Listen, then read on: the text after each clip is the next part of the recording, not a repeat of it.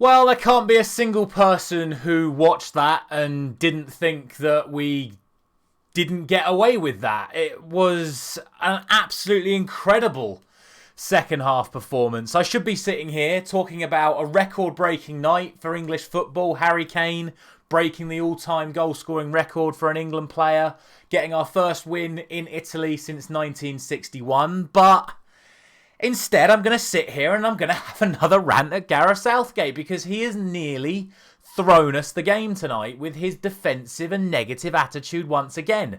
Now, granted, the history books will see this game as a massive positive result, like I say. 2-1 victory, fantastic result. Our hardest game of the entire qualifying stage has resulted in an England win. And again, like I just said, the history books will say that this is a fantastic result. But as I also said, I should be sitting here talking about an absolutely phenomenal England performance where we've come away with a big win against relatively tough opposition. I don't think that was the best Italy team we could have ever possibly faced. It's certainly not up there with the likes of the team they had 10, 15 years ago, but it's still a good Italy team. But we should be coming away with quite a heavy victory tonight, in my opinion, and instead we've scrapped and scraped our way to the full-time whistle to come away with a very fortunate 2-1 result. And I will get to the rant later on, but like I say, I should be sitting here talking about a phenomenal England performance. But what I'm going to do instead is start by talking about a phenomenal England first half, and then we'll get to the rant. Because the first half should absolutely not be overlooked tonight, and I was so pleased with pretty much every single England player in that first half, with the slight exception of probably Calvin Phillips, who I thought probably could have been better. But bless him, the guy's barely played for the last 9 months, so I can't blame him for putting in a decent performance rather than a good performance. And quite how he made 90 minutes, I don't really know. But again, we'll get to the second half. The biggest compliment I can pay that England side, and Calvin Phillips is involved in this as well, is that in that first half, we won the midfield, and Italy's biggest strength is their midfield. Jorginho, Barella, and Verratti, three arguably world-class players, world-class midfielders that have played together now for the last 2 or 3 years, were pivotal in their Euro win last summer, of course, and are a really good midfield. And our midfield won that battle. Declan Rice, Calvin Phillips, and in particular Jude Bellingham in that first half were absolutely immense. Like I say, questions on Calvin Phillips about his decision-making and some of his passing, but he was still involved in that midfield. But I have to talk about Jude Bellingham first, because in that first half, he was absolutely unplayable. He was reminiscent of Zidane, in my opinion. Just the way he strode around the pitch, the size, the power, the skill, the touches, the passes. Everything he was doing was just oozing with class. That shot where he nearly put it in Donnarumma's top near post was a wonderful save from him. But like I say, we were so good in that first half. We were creating chances, getting balls in the box. We could have scored 2 or 3 goals. Like I said, it really should have been out of sight at half time. Obviously, the 2 goals come from 2 set pieces, 2 very good balls in from Bukayo Saka. They've not been able to handle Harry Kane at the back post. The first one comes in, he brings it down, well blocked, and Declan Rice put it in the back of the net. And I'm so pleased for Declan Rice, because he got some stick from Graham Souness this week that really annoyed me. The fact that he has the guile to say that Declan Rice shouldn't be considered a top midfielder because he doesn't score enough goals and get enough assists. The man plays holding midfield. What do you want him to get? 10, 15 goals a season and 10, 15 assists from CDM? It's just embarrassing, the criticism that he got from Graham Souness this week. So I'm so pleased that on the biggest occasion, away against Italy in a big game, Declan Rice pops up with a goal as well as putting in a phenomenal defensive display from the holding midfield position. So I was really pleased for him. And then, of course, the second goal comes in. Has to be a penalty. I was a bit sceptical at first. I obviously saw all the players running away going, oh, like they do. And on the first replay, I was like, that's never a penalty. But then obviously, you see the second replay and it's a clear handball, a definite penalty. And then my personal man of the match stepped up to the plate.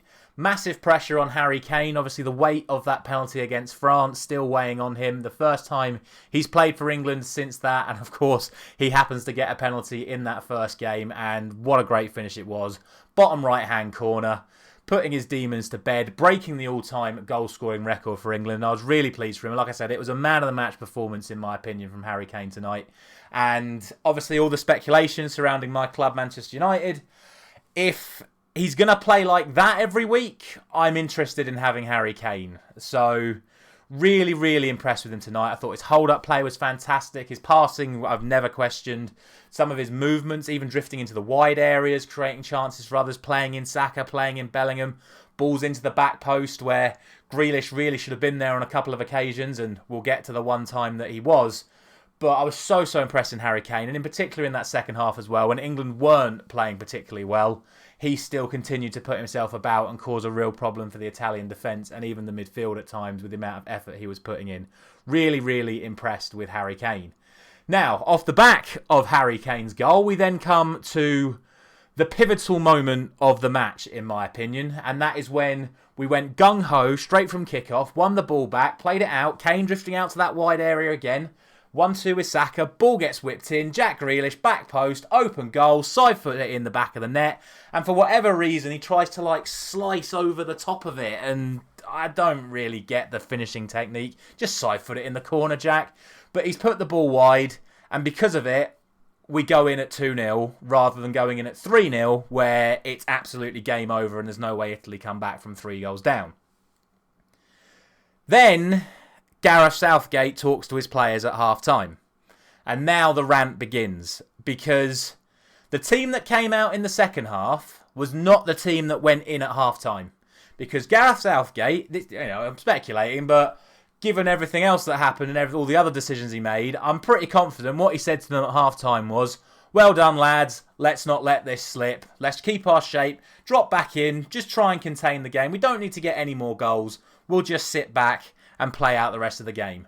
What he should have done was go, well done, lads, fantastic performance, you almost made it 3-0. Italy are panicking, let's get at them right at the start of the second half, get the third goal and kill the game off.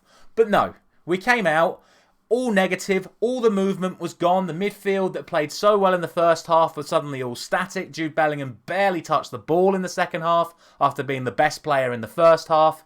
Rice was probably the only one that was doing all right in there. Phillips just suddenly became out of his depth. Whether or not he's fit is very questionable. Like I say, I don't understand how he made 90 minutes when you got Jordan Henderson and Conor Gallagher and James Maddison and Phil Foden all on the bench. They can all play in that position. But Phillips played the whole 90 minutes. He then started giving the ball away a lot more. Like I say, the movement wasn't really there anymore. Grealish started becoming ineffective. Saka started becoming ineffective. And yeah, Italy made changes, but we had a mental shift at half-time to just sit further back. And that's where the goal comes from. We're sitting in too deep. Italy are putting pressure on us. There's no movement in the midfield whatsoever. So all Harry Maguire can do is try and lump a ball down wide to Jack Grealish. It's a poor pass. It gets intercepted. They then play it forward. Maguire nearly breaks Barella in half. It's a poor tackle and it should have been a yellow card. All of a sudden he's out of position. Ball goes left. Brilliant reverse pass from Pellegrini. And Retugi, I can't really say his name. Fair play to the kid. He's come in from Argentina, the top goal scorer in the Argentinian league right now, chosen to play for Italy, and he's taken his goal really well on his debut, and you have to say fair play to him for that. But all that pressure that has been put on England has been caused by the managerial decision to sit back on a 2-goal lead rather than capitalise on a struggling Italian defence. Then all the stuff with the ref happens, and oh my god, this referee. I mean, he sent off Kyle Walker in the first game that we had him. Some of the decisions this ref was making, again, for both teams, it obviously feels a little bit harsher on England because of all the yellow cards we picked up, but he was giving soft free kicks in the first half for absolute nonsense for both teams. Both teams were getting on the ref's back about little knocks and tackles being given as free kicks, and then the yellow cards for time wasting were absolutely criminal. In particular, the Kyle Walker one, where he's just run after the ball that's gone out of play. He's picked it up and come to take the throw in, and by the time he's got back to the touchline, the referee's booked him because there was another ball there that he could have picked up instead. He's just watching the ball roll out of play. But, I mean, it's just unbelievable the amount of yellow cards we picked up for time wasting. And then Luke Shaw. Now, I was going to do a video earlier on in this week about how I would have played against Italy, but with the amount of players that dropped out, it then became a little bit harder to make that video, so I didn't end up making it. But one of the key decisions I would have had in my video for how I'd have played against Italy is I'd have played Ben Chilwell instead of Luke Shaw. Now, if you watch my channel, you watch my Man United reactions, you know that over the last few weeks, since the game at Anfield, Luke Shaw has just not been on it, in my opinion. And I was asking for Malacia to play against Betis. I was asking for Malacia to play against Southampton. And I don't even know why he hasn't played any of the last few games. He didn't even play against Fulham. So I don't understand why Ten Hag kept with Shaw. And I really don't understand how, especially the form that Chilwell's been in since he's come back from his injury, why Gareth Southgate chose to play Luke Shaw, and that decision was capitalised upon when 55 seconds after picking up a yellow card, Luke Shaw makes the decision to just go straight through the back of a player. Absolutely mindless play from Luke Shaw, and epitomises everything that he's been doing wrong since that game at Anfield, where his head went, and he was lucky to stay on the pitch that day. Some of the challenges he was putting in as the goals started racking up, and that's been a red card waiting to happen ever since that moment, in my opinion. And now Chilwell will obviously get his chance against Ukraine, as Shaw will be suspended. And from there, just the decisions again that Southgate made were unbelievable. We've just gone down to 10 men. So we need to bring on another defender, which is fair enough. You've just lost your left back. Could have brought on Ben Chilwell maybe, but instead he brings on Kieran Trippier.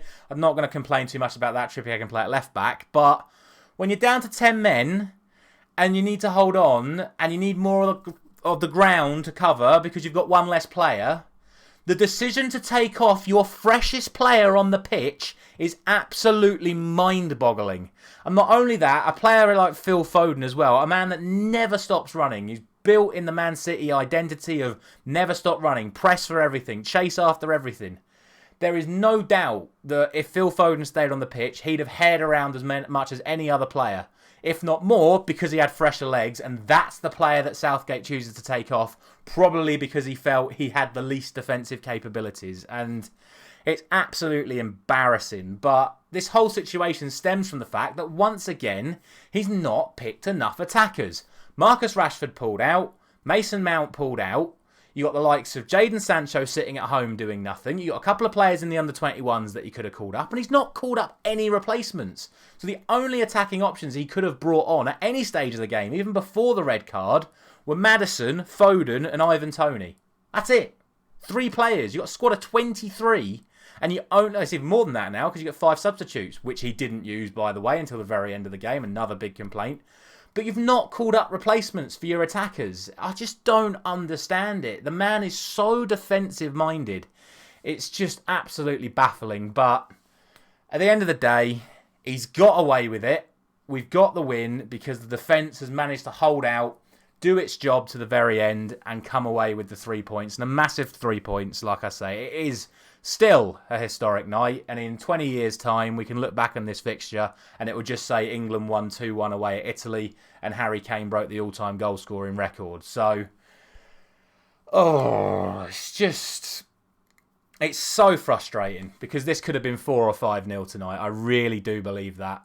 And Mr. Negativity has decided that that was not going to be the case, but he has got away with it. And we move on to the Ukraine game with hopefully some confidence. I still expect him to possibly make a couple of changes based on that second half performance, but we shall see. Its win is a win at the end of the day, and like I say, 3 points in our hardest game is a great start to our campaign and the road to Germany in 2024. As always, let me know your thoughts down in the comments about everything, and should Gareth Southgate still be England manager? I'm going to keep banging on about it until he eventually goes or he flukes his way to a major tournament win, which I just don't see happening. I really don't, while he's still in charge. And of course, drop a like on the video if you have enjoyed it. I will be back tomorrow morning where we will do the predictions all over again. Thank you very much for watching.